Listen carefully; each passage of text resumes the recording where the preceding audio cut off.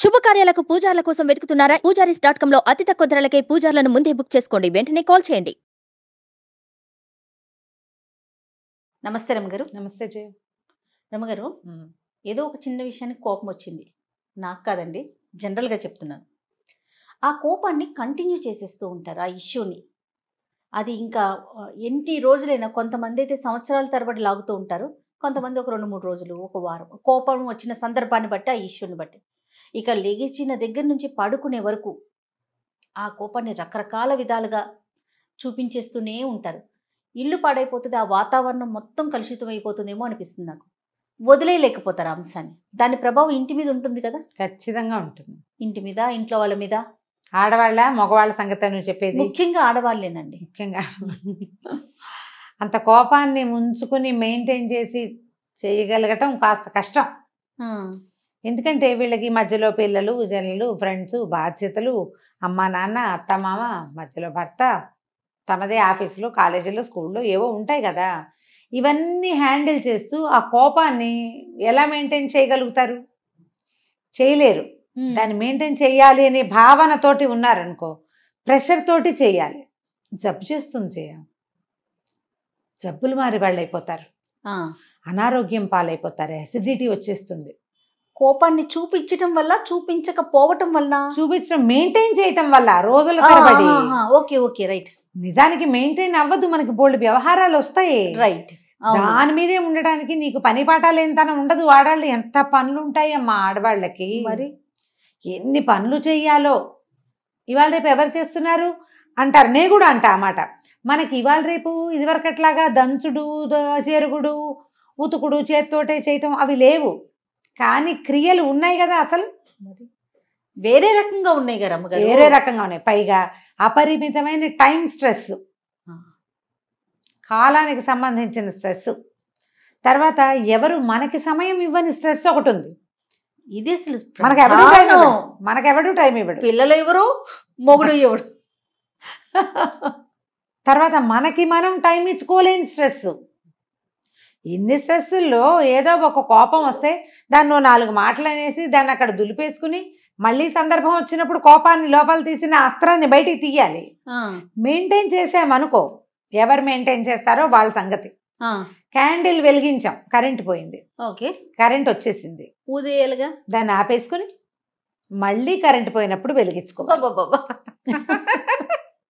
దాన్ని వెలిగించి ఉంచామనుకో, కరిగేది ఎవరు? క్యాండిల్ అయిపోతుంది కదా, అది అయిపోతుంది. ఇక్కడ క్యాండిల్ ఎవరు? మనం.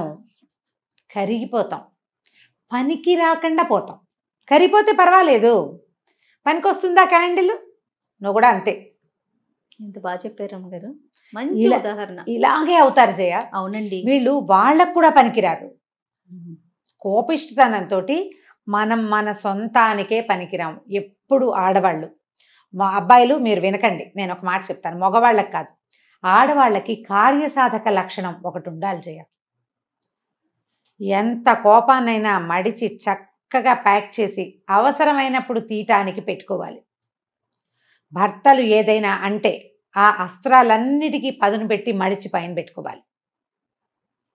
నువ్వు ఈ టైంకి ఎలా చేయాలో ఆ పందేలు మహానటి సావిత్రిలాగా యాక్షన్ అంతే.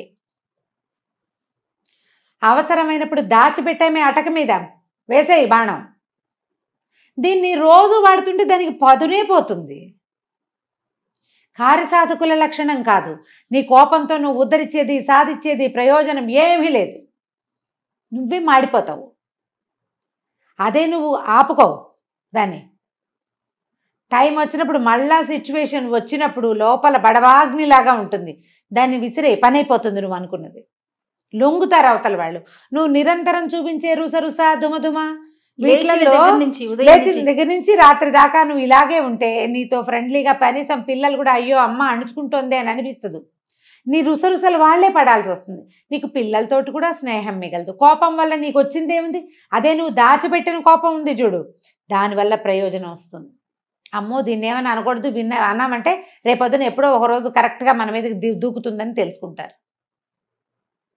2 సార్లు చేసి చూడండి, కోపాన్ని దిగమింగటం చాలా కష్టం.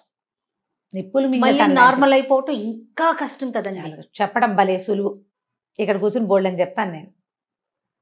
కదా. కోపాన్ని తగ్గించుకోవడానికి ప్రధానంగా ఆహారంలో కారం మసాలాలు తగ్గించుకోండి. మిమ్మల్ని మీరు ప్యాంపర్ చేయటం మానేసేయండి. అయ్యో నాకు ఎంత కష్టం వచ్చింది అనుకోవద్దు. లోకంలో అందరికీ వస్తాయి, నాకు కూడా వచ్చింది. వర్షం పడితే అందరిళ్ళ మీద పడదా వాన? మనం ఒక్కింటి మీదే పడుతుందా? కాదు కదా, అందరిళ్ళ మీద పడుతుంది. ప్రతి ఇంట్లోనూ మనకొచ్చేలాంటి సమస్యలే అటు ఇటుగా, ఒక మాత్ర అటు ఎక్కువ, ఒక మాత్ర ఇటు తక్కువ, అంతే అంతే కదా. ఇప్పుడు చూడు, ఓపెన్గా ఉన్న స్పేస్ ఇంట్లో ఉందనుకో, మన ఇంట్లో ఓపెన్ స్పేస్ ఉంటే అక్కడ నీళ్ళు ఎక్కువ నిలుస్తాయి. ఓపెన్ స్పేస్ తక్కువ ఉన్న ఇంట్లో నీళ్ళు తక్కువ నిలుస్తాయి. వాన తక్కువ కాదు, అక్కడ నిలవ తక్కువ.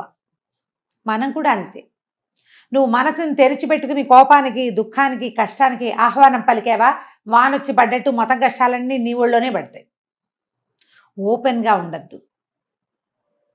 జీవితం అన్నాక ఇలాంటి బొడిదుడుకులు, ఇబ్బందులు, సబ్బందులు రానే వస్తాయి. అందరికీ తాగుబోతు మొగుళ్ళు ఉండరు, కొంతమందికి ఉంటారు. ఆ తాగుబోతు వాళ్ళతో కూడా అందరికీ ఇబ్బందులు ఉండవు, కొంతమందికి ఉంటాయి కదా. ఇది ఒప్పుకోవాల్సిందేనా? అంతే కదా. కాస్త కుస్తా అలవాట్లు ఉన్నా కూడా అవి భార్యల్ని కానీ, సంసారాన్ని కానీ, డబ్బుని కానీ ఇబ్బంది పెట్టని రకాలు, ఏదో పార్టీ ఫ్రెండ్లీగా ఉండే రకాలు కొన్ని, కాదు తాగి తలకి పోసుకునే రకాలు కొన్ని ఉంటాయి. వీళ్ళ మాట వినరు, డబ్బులు తగలబెట్టేస్తారు, పిల్లల భవిష్యత్తు ఆలోచించరు. ఇప్పుడు వాళ్ళతోటి ఈ కష్టం తప్పదు. చిన్న చిన్న ఇబ్బందులు ఉన్నాయనుకోండి, వీటిని మేనేజ్ చేయొచ్చు. మనం అలా కోపంగా ఉండటం వల్ల, దాన్ని అంటే ప్రదర్శించేయటం వల్ల ఎలాంటి నష్టాన్ని, అంటే ఒక రోజే తీసుకుందాం రమ్మగారు, ఎలాంటి ఇబ్బందులు కలుగుతాయంటారు? ఆ వాతావరణం ఎలా పాడవుతుందంటారు? సర్వనాశనమే. అంతే, ఒక్కటే. నీకేం హ్యాపీనెస్ లేదా? మొదటిది లేదు.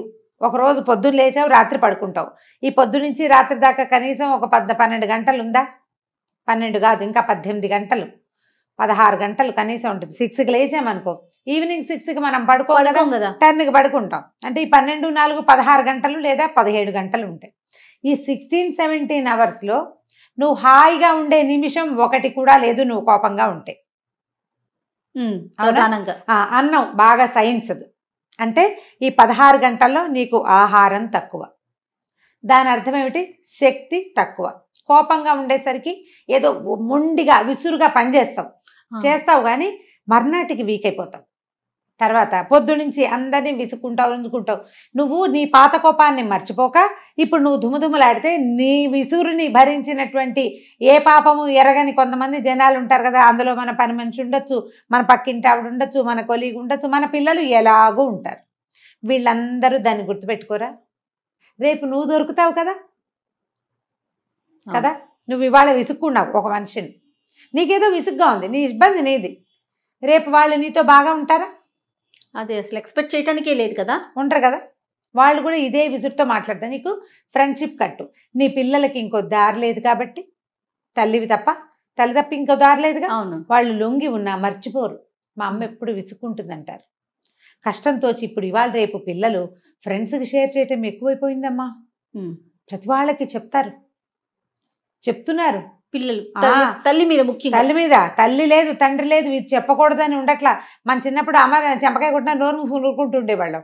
ఎవరికైనా చెప్పుకోకూడదు, అది న్యాచురల్ క్యాజువల్ థింగ్. ఇప్పుడు అట్లా లేదు.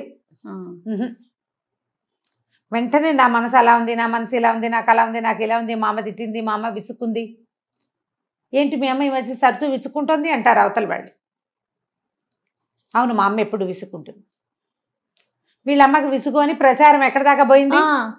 నువ్వు ఒకరోజు విసుగు చూపిస్తే, పైగా నీకు కోపం ఉంటుంది ఎప్పుడు, నిత్యము ఇలాగే ఉంటావు నువ్వు, ముళ్ళ చెట్టులాగా. దాని మీద ఒక్క పిట్ట కూడా వాళ్ళదమ్మా. వస్తువుల్ని విసిరి కొట్టేస్తాము కదరమ్మగారు, వస్తువులు విసిరి కొట్టేస్తాము, దుమ్ములాడతాం, ఫేస్ వాల్యూ 0. ఇప్పుడు చెప్తున్నారు చూసారు, ఒక్క పిట్ట కూడా వాళ్ళదు, ఒక్క పిచ్చుకు కూడా వాళ్ళదు. దాని మీద గూళ్ళు పెట్టే ఉంటాయి, ముళ్ళ చెట్ల మీద కూడా గూళ్ళు పెట్టేవి. వాటికి ఇంకో దారి లేకమ్మా. మన పిల్లల్లాగానే, మన పిల్లలకు వేరే దారి లేదు. కోపిష్టి తల్లైనా ఎట్లాగొట్లా అమ్మతో భరించి ఉంటారు. అలాగే తిట్లు, కేకలేతలు, విసుగులు, చిరాకులు, ఏదైనా విసిరు కొడితే అవి వీపు మీద 2 దెబ్బలు వేస్తే వాటిని భరించి పారిపోలేక ఉండిపోతారు. కొన్ని పిట్టలే వస్తాయి. పచ్చటి చెట్టు మీద వాలినట్టుగా ముళ్ళ చెట్ల మీద పిట్టలు కూడా వాలవు. దానికి పువ్వులు ఉండవు. ఏ తుమ్మెద, ఏ తేనెకి తేనెటీగ, ఏ సీతాకోకచిలుక మన మీదకి రాదు. హ్యాపీనెస్ లేదు చూడు. ఏం ప్రయోజనం, ఏం సాధించాం మనం కోపంగా ఉండి? ప్రధానంగా కార్యసాధకులుగా ఉండండి. కోపంగా ఉండి ప్రయోజనం లేదు. ఎవరిది వాళ్ళు ఆలోచించుకోవాలి. ఇవాళ నేను చాలా విసుగ్గా ఉన్నా, దీనివల్ల నాకు కానీ నా సిచ్యువేషన్కి కానీ ఏదైనా ప్రయోజనం ఉందా అని ఆలోచించండి. ఒక మంచి సంస్కృత వాక్యం ఉంది, ప్రయోజనం అనుద్దిశ్య మందోపి న ప్రవర్తతే అని.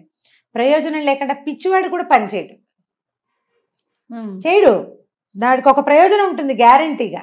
ఏదో ఒక కోతి పని చేస్తాడు అనుకో, అందులో ఒక బ్లిస్, ఒక ఆనందం ఉంటుంది వాడికి. నీకేం ఆనందం ఉంది కోపిష్టితనంలో? ఏం లేదు కదా. నువ్వు ఫేస్ వాల్యూ ఎలాగో పోగొట్టుకుంటావు, దుమదుమలాడుకుంటూ ఉండి. సంతోషం జీరో, సహయోగం మిగిలిన వాళ్ళతోటి మనకు సహకారం సహయోగాలు జీరో. ప్రయోజనం లేని కోపాన్ని ప్రదర్శించకండి. ఆ కోపాన్ని, మన ఆక్రోశాన్ని దాచిపెట్టండి. ఇంటి వాతావరణాన్ని పాడు చేసుకోవద్దు, మీ హెల్త్ పాడు చేసుకోవద్దు, మీ ఫేస్ వాల్యూ చెడగొట్టుకోకండి. ఒక విషయం మీద కోపం వచ్చి, ఒక వ్యక్తి వల్ల కోపం వస్తే మిగిలిన వ్యక్తులతోటి సంబంధ బాంధవ్యాలు చెడగొట్టుకోకండి. మనం మనిషి సంఘజీవి, మన సంఘాలు బుజ్జిబుజ్జివి, పిచ్చిక సంసారాల్లాగా అయిపోయాం మనం. ఇవి ఉన్న చిన్న పిచ్చిగూడుని ఎందుకు చెడగొట్టుకుంటాం? మీరు పిట్టలు చూడండి, 4 పుల్లలు తెచ్చి 2 గుడ్లు పెడతాయి, ఆ గుడ్ల మీదే కూర్చుంటాయి రోజు. ఈ గుడ్లు పిల్లలు అయ్యే టైంకి అప్పుడో పుల్ల తెచ్చి ఆ గూడుని పెద్దవి చేస్తాయి. అంత విసురుగా వస్తుంది పిచ్చిక. ఆ గూడు మీద వాలేటప్పుడు ఎంత స్మూత్గా ల్యాండ్ అవుతుందో. అవునండి, మనం కూడా అలా ఉండాలి. మన గూడు చెదరగొట్టుకోకూడదు. పిల్లల్ని పిచ్చికలు పిట్టలు ఎలా చేస్తే అబ్జర్వ్ చేస్తే మీకు తెలుస్తుంది. వీళ్ళని, వాళ్ళ మెంటల్ పీస్ని పాడు చేయటం, వాళ్ళ మనశ్శాంతిని పాడు చేయటం, వాళ్ళ పెంపకాన్ని పాడు చేయటం మనకి ఏ హక్కు లేదు. మనతో పాటు పుట్టిన పిల్లల్ని మనం సరిగ్గా చూడాలి. మనకు పుట్టిన పిల్లల్ని. నీ కోపం, నీ విసుగు, నీ చిరాకు, నీ ఎక్కడెక్కడి ఫ్రస్ట్రేషను వాళ్ళ మీద చూపిస్తే కుదరదుగా. కుదురుతుంది, పడతారు, తర్వాత నీతో ఉండరు. ఎప్పుడూ ప్రపంచంతో హాయిగా ఉండలేరు. వాళ్ళకి ఇదే తెలుసు. కొన్నాళ్ళ పైకి వాళ్ళు కూడా ఇలాగే తయారవుతారు. నీతో పాటు నీ పిల్లలు కూడా ముళ్ళ చెట్లుగా మారితే ఓకేనా? ఏ అమ్మకైనా మన పిల్లలు బాగుండాలని కోరుకుంటాం కదా. ఆలోచించండి. కోప ప్రదర్శన ఎక్కువగా చేయొద్దు సిచ్యువేషన్లో. తర్వాత నిద్రలేసరికి మళ్ళీ మామూలే, యథాప్రకారం నడిపించుకుంటూ వెళ్ళాలి. అంతే. కోపాన్ని దాచిపెట్టండి, దాన్ని ఒక అగ్నిగోళంలాగా తయారు చేసి పెట్టుకోండి. అవసరమైతే ఆ గోళాన్ని తీసి విసిరండి, అప్పటి వరకు వదిలేయండి. అంతేనండి? అంతే. సూపర్ అమ్మగారు. నమస్తే. నమస్తే.